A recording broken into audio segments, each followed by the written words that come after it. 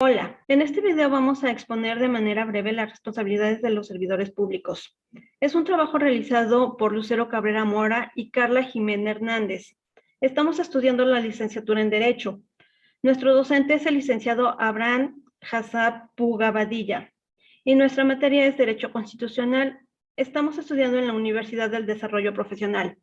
Tocaremos los puntos como la responsabilidad de los servidores públicos, Ley Federal de Responsabilidad de los Servidores Públicos, responsabilidades de los servidores públicos, el juicio político y el fuero individual parlamentario y juicio político en México. Como breve introducción tenemos que es interesante observar que dentro del gran ámbito de los servidores públicos existe una clasificación que puede llevar a establecer una jerarquía que distingue a unos servidores de otros de acuerdo a las funciones que desempeñan cada uno de estos. Precisamente de esas funciones se desprende en la práctica y en la vida cotidiana. Todavía se emplea el término funcionario público, a pesar de que una de las pretensiones de las reformas al título cuarto constitucional fue suprimir el término funcionario público por el de servidor público. ¿Qué es la responsabilidad de los servidores públicos? La Enciclopedia Jurídica Mexicana establece que por responsabilidad puede entenderse la obligación que tiene una persona de subsanar el perjuicio producido o el daño causado a un tercero porque así lo disponga una ley. Con las reformas expedidas en 1982, en términos del artículo 108 constitucional, se observa que se reputarán como servidores públicos a los presentes de elección popular, a los miembros de los poderes judicial federal y al judicial del Distrito Federal, a los funcionarios y empleados y en general a toda persona que desempeñe un empleo, cargo o comisión de cualquier naturaleza en la Administración Pública Federal o en el Distrito Federal, así como los servidores del Instituto Federal Electoral. Los servidores públicos son sujetos de responsabilidad por los actos u omisiones que realicen derivadas de sus funciones. En México, en materia de responsabilidades de los servidores públicos, encontramos dentro del título cuarto de la Constitución Política de los Estados Unidos Mexicanos 4 tipos de responsabilidades, que son la responsabilidad política, la responsabilidad penal, la responsabilidad administrativa y la responsabilidad civil. Entendamos que servidores públicos no solamente son aquellos que trabajan en las diputaciones, en el Senado, el presidente o los presidentes municipales, son también aquellos que ofrecen un servicio al Estado, como los maestros, los bomberos, los policías, ellos son los servidores públicos. La Ley Federal para los Servidores Públicos nos dice que en el Congreso de los Estados Unidos Mexicanos decreta la Ley Federal de Responsabilidades de los Servidores Públicos. Originalmente esta ley regulaba lo relativo a los procedimientos de juicio político, que era la responsabilidad política, declaración de procedencia, que es la responsabilidad penal, y la responsabilidad administrativa, publicada en el Diario Oficial de la Federación el 13 de marzo del 2002. Por lo que la responsabilidad administrativa dejó de ser materia de ley federal de responsabilidades de los servidores públicos. Sin embargo, cabe aclarar que a pesar de esa nueva regulación, el artículo segundo transitorio de dicha ley, ¿qué son las responsabilidades de los servidores públicos? En este caso vamos a estudiar la UNAM. En el artículo 134 constitucional, en su último párrafo establece que los servidores públicos serán responsables del cumplimiento de las bases, concepto y o principios que conforman dicho precepto de acuerdo a los términos que se establecen en su título cuarto. Lo dispuesto por la Constitución desde el artículo 108 al 114 indica que el sistema de responsabilidades de los servidores públicos se conforma por 4 vertientes. Como ya lo hemos visto, entra la responsabilidad política para ciertas categorías de servidores públicos de alto rango por la comisión de actos u omisiones que redunden en perjuicio de los intereses públicos fundamentales o de su buen despacho. La responsabilidad penal para los servidores públicos que incurran en delito.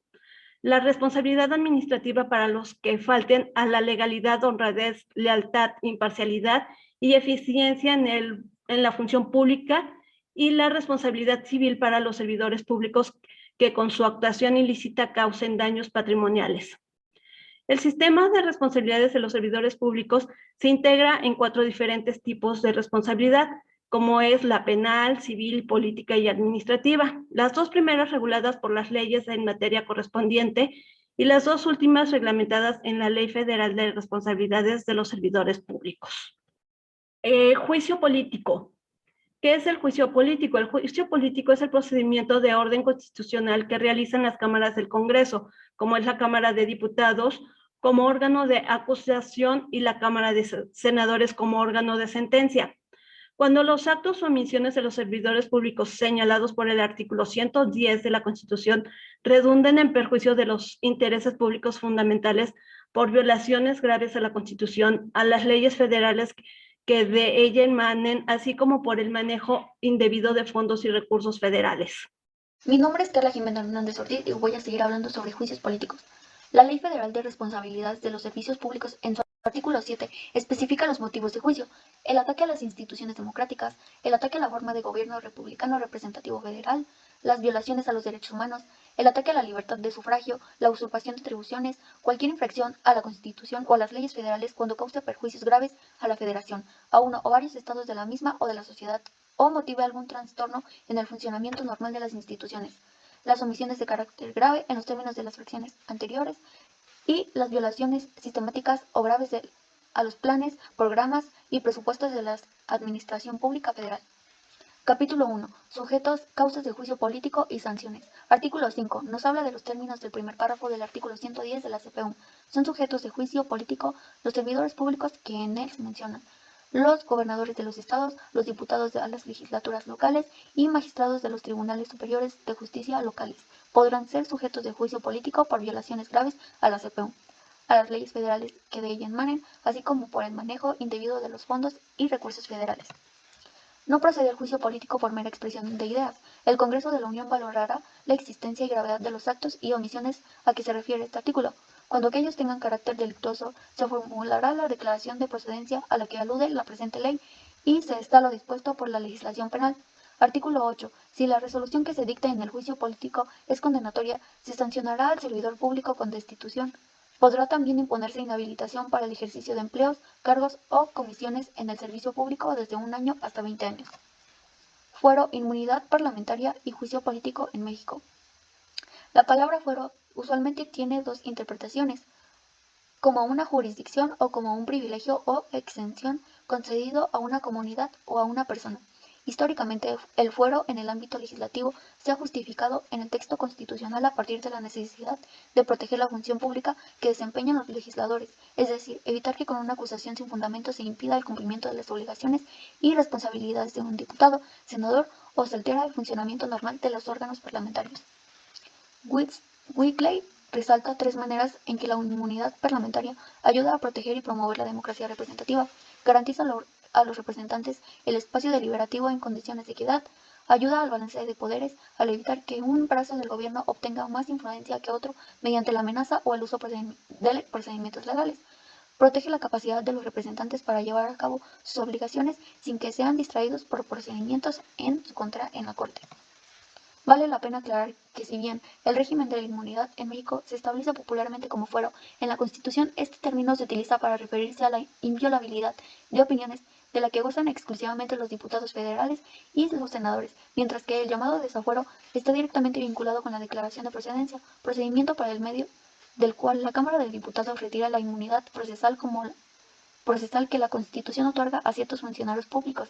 De esta forma, el término fuero protege la libertad de expresión de los diputados federales y senadores mientras se desempeñan como tales. Por otra parte, sobre la inmunidad procesal, el artículo 111 constitucional dice que, para proceder penalmente contra diferentes funcionarios públicos federales, la Cámara de Diputados declarará por mayoría absoluta de sus miembros presentes en sesión si ha o no lugar a proceder contra el inculpado. Esta declaración de la Cámara de Diputados constituye la declaración de procedencia o desafuero, como se conoce comúnmente.